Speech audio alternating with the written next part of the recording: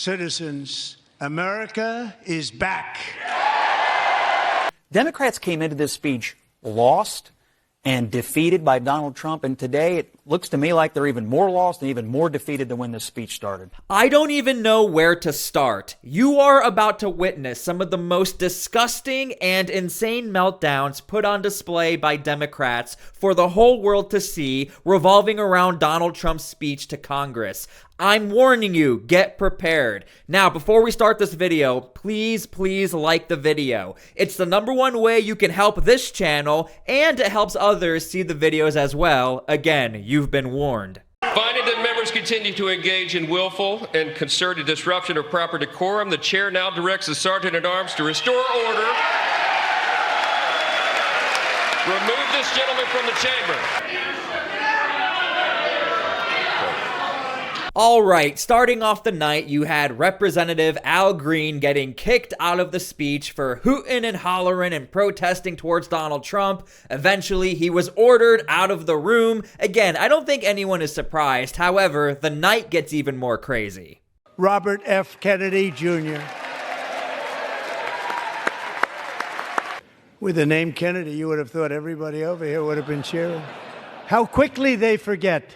I cannot believe this happened. Donald Trump noticed, like, hey, Democrats are not clapping or standing for anything, not even a Kennedy, but in this photo right here, you'll notice Democrats are not even standing or clapping. In this photo, this was taken when people were honoring Lake and Riley, and by the way, it gets even worse and worse as the night goes on.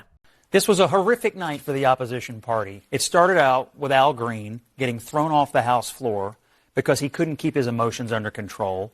Then they had the ridiculous paddles, which now social media is roasting. That you said false on one side and ridiculous. Elon on and the then other. finally, and maybe most terribly, the Democrats who couldn't find it in their heart to stand for objectively good things, including the 95-year-old mother of Mark Fogel and Mark, who got rescued from a Russian prison.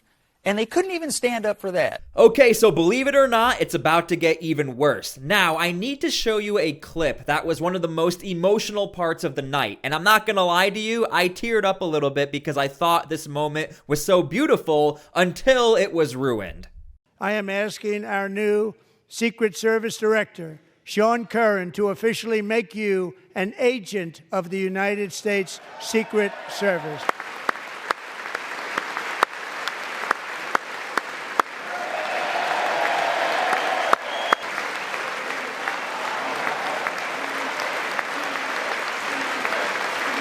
Okay, so that young hero being held by his very proud father is DJ. He is a cancer survivor. He's not even supposed to be here. He defeated all the odds and he got the honorary slot as an agent in the Secret Service. However, MSNBC, they saw it a bit different. But I think this was a lesson in finding one thing that you let yourself feel. And I let myself feel joy about DJ, and I hope he's alive for another, 95 years, right? And I hope he lives and the life he wants to live. He wants to be a cop. He knows what he wants to do. And maybe when you have childhood cancer, that crystallizes for you. And I hope he has a long life as a law enforcement officer. But I hope he never has to defend the United States Capitol against Donald Trump supporters. And if he does, I hope he isn't one of the 6 who loses his life to suicide. And I hope he isn't one who has to testify against the people who carried out acts of seditious conspiracy and then live to see Donald Trump pardon those people. You can leave your comments down below how you feel about all of that, but I cannot believe that news anchor just said what she said on MSNBC. And guess what? It doesn't even end there. It gets even worse. Of course, Rachel Maddow has to say something as well. For the record, and this is disgusting, the president made a spectacle out of praising a young man who thus far survived pediatric cancer, as if the president had something to do with that. This was in the midst of him praising Doge. The Doge cuts, among other things, have cut off funding for ongoing research into pediatric cancer. The part that I find very shocking about Rachel Maddow is that she acknowledges that she knows this is a young hero who survived brain cancer. But as you can see on the screen, you see things like Musk steals, Musk steals, Musk steals. This is because there was this constant narrative that we need to save the federal workers. Doge is getting rid of the federal workers. It's all Elon Musk's fault and Donald Trump's fault. And somehow Rachel Maddow really tried to change the narrative of a special moment into the save the federal workers and Musk steals type talk. Do you want to keep it going for another 5 years? Yeah, you would say Pocahontas says yes.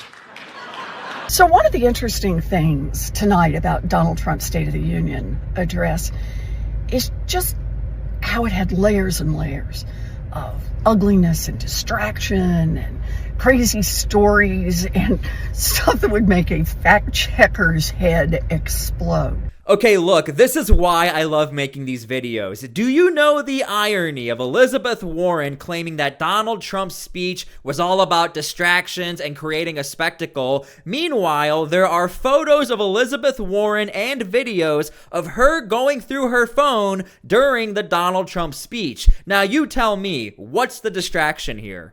If they can't stand and applaud you and stand up for the right of innocent people like your daughter, what does that party stand for? I found it repulsive. They don't stand for anything humane. They don't stand for us as citizens. They don't stand for our security. They don't stand for honorable things that we need in this country. And it's very disgraceful to us as U.S. citizens that those are the people that we have here in Congress and House and Senate. It's disgusting. Look, I am not even trying to push a narrative, and I'm not trying to over-exaggerate when I say the majority of Democrats almost never stood or clapped the entire time. I dare you, go look at the raw footage. It's almost every single time, and Donald Trump even called it out on multiple occasions. Man, you guys are never going to stand up or clap for anything, so what's the point for me to even try and appease you guys? To the results, what was your reaction to Trump's speech? 44% of speech watchers in our instant poll tonight say they had a very positive reaction to Trump's speech. 25% somewhat positive, 31% negative. The media and our friends in the Democrat Party kept saying we needed new legislation. We must have legislation to secure the border. But it turned out that all we really needed was a new president.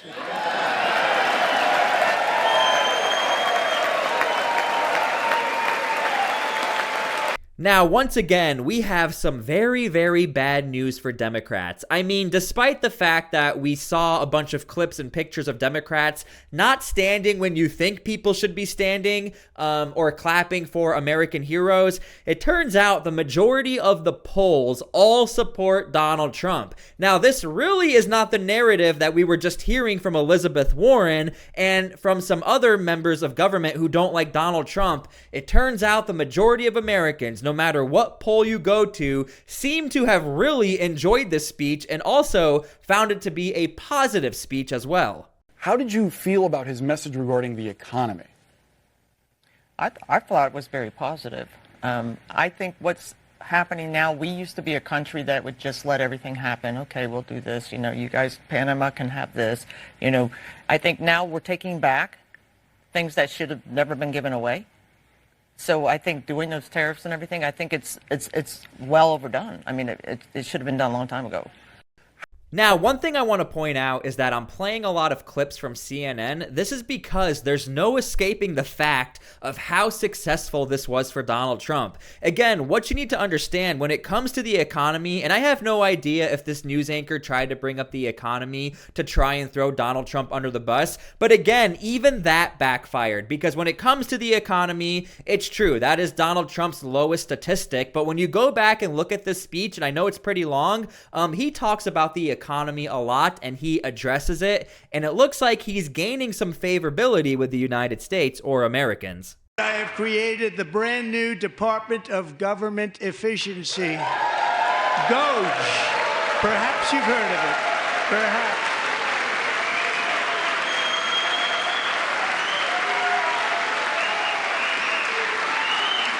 which is headed by Elon Musk, who is in the gallery tonight.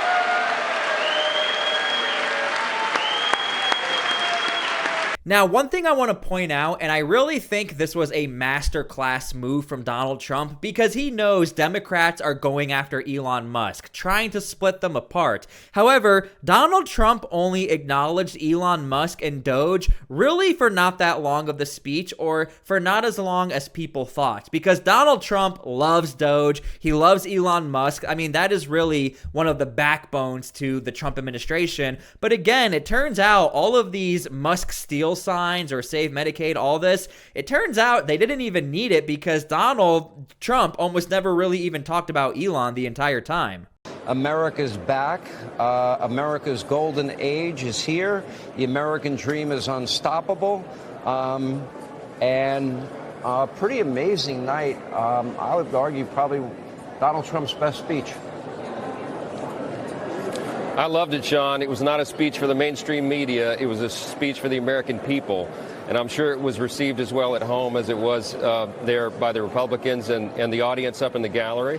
It was really shameful what the Democrats did. I mean, they really, it was quite a spectacle. They brought shame on themselves and their party. But the American people are following what the president is delivering, and they are appreciating it. And we certainly did tonight in the chamber. Look, you know, on this channel, I have no problem of giving you guys the entire picture. That is what I do here, even if it means making Republicans or conservatives look bad, because I think it's important to address the issues within everybody. However, this is such a one-sided story. Democrats really look that bad when they are sitting down during very pivotal moments of heroism within the United States. Again, I have never seen something so bad where I almost cannot even report to you guys the entire story, because the entire story is Democrats look bad. And at some point, you got to stop blaming Joe Biden, and you're going to be accountable. And you know, he must have met Biden a dozen times in the speech. I mean, the X. I love you. You guys were blaming George W. Bush in year 8 of the Obama presidency. No, but you know something, Scott? We learned something from that. we learned something from that. He's been in office for 40-something days. I am hearing a lot of cope. These social issues, you know why he talks about them? Because they work. They're like 80-20 issues, and he's on the right side of them, and Democrats are on the wrong side of them. It worked in the campaign, and nobody... Oh, he's not talking about the right things. It worked in the inaugural. It's working in the executive orders. It's why he put it in the speech tonight. And on immigration, you're exactly right. It's his #1 achievement so far. The border's effectively closed. The line of the night was they kept saying we need new legislation to secure the border, but it turns out all we really needed was a new president. Without question, in my mind, top scoring line. I just have to say, I feel like... And that's...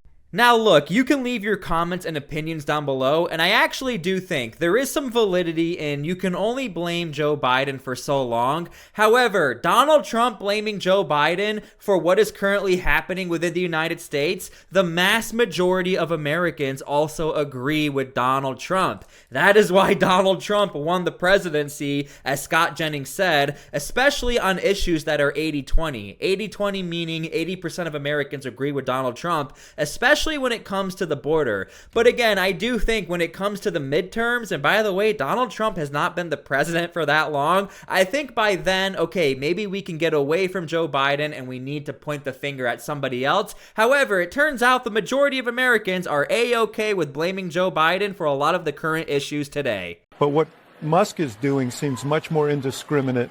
And I think that's what people, Yeah, and guess what? Republicans love it. And I will just say, I think the Democrats... Guess what? The country's bigger than just Republicans. I know. Well, he's got over a 50% approval rating, and your party's got 21%. So he's doing okay. I think dying on this hill of defending every single federal worker, that the idea that we can't ever shrink the size of government because this sob story or that sob story, that is not going to play with the American people. Democrats gave no care whatsoever to the 10,000 people who lost their jobs when the big pipeline was canceled by Joe Biden, or the people who lost their businesses in the COVID shutdowns that went on and on and on, or the firefighters or the military that lost their jobs because they wouldn't get the COVID vaccine. No care for that.